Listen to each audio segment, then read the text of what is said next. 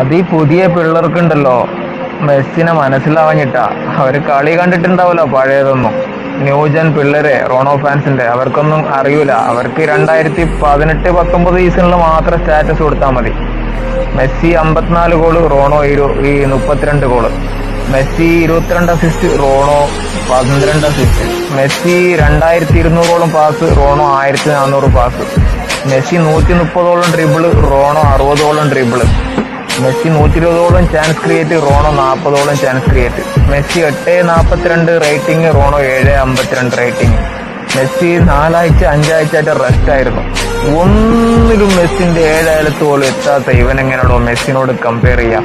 പോരാത്തതിന് ലീഗിലെ ബെസ്റ്റ് ഗോളും UCL ബെസ്റ്റ് ഗോള്, സീസണിൽ കൂടുതൽ മാൻ ഓഫ് ദ മാച്ച്, എല്ലാം മെസ്സിയാ. എന്തെങ്കിലും ഒന്നിലവനെത്തണ്ടേ? ഒരു കമ്പയർ ചെയ്യുമ്പോൾ ഏതെങ്കിലും ഒരു രീതിയിൽ ഒന്നിലെത്താത്ത അവനെ നമ്മൾ കമ്പയർ ചെയ്യുന്ന തന്നെ മണ്ടത്തരല്ലേ?